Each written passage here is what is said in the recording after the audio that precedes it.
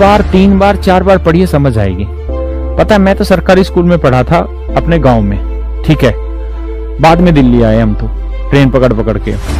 और मैं जब पढ़ता था ना तो मतलब मेरे को बहुत कम ही चीजें याद अपनी बचपन की। छोटी क्लास में पढ़ता था तो गरीब परिवार से थे, घर परिवार के सारे ही आदमी जमींदारी में झुके रहते थे, पढ़ाने के लिए हमें कोई कुछ नहीं कहता था।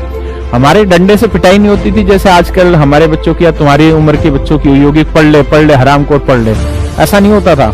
हमारे गांव में उस समय पानी नहीं होता था, मीठा खारा पानी था। हम 8-8, 9-9 किलोमीटर दूर से लेके आते थे पानी, ठीक है।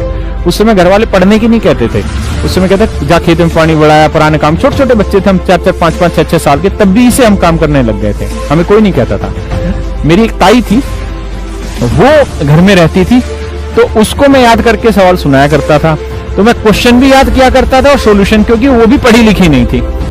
तो उनको पहले मैं क्वेश्चन सुनाया करता था, फिर उसी क्वेश्चन का मैं आंसर सुनाया करता था। और जब मुझे कुछ चीज समझ नहीं आती थी ना, तो चूंकि मैं बच्चा था, मैं समझता नहीं था उनकी बातों को, और वो भी इतनी पढ़ी लिखी नहीं थी कि वो उन चीजों को समझ पा रही होती। लेकिन उन्होंने मुझे एक बात कही, अब तो वो स्वर्गवासी हैं, उन्होंने मुझे कहा कि तू बेटा घबरा मत, तू ऐसा कर। मेरा नाम था एक लोकल, जो भी मैं बताऊंगा नहीं।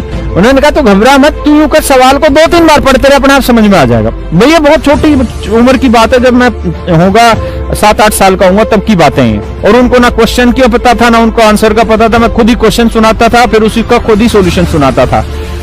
और तब उन्होंने मुझे ये बात कही कि क्वेश्चन को 2 बार 3 बार 4 बार पढ़, अपने आप उत्तर बता देगा।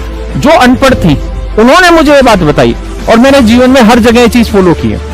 आप चीजों को 2 बार 3 बार 4 बार पढ़िए, अपने आप उसका उत्तर समझ आ जाएगा।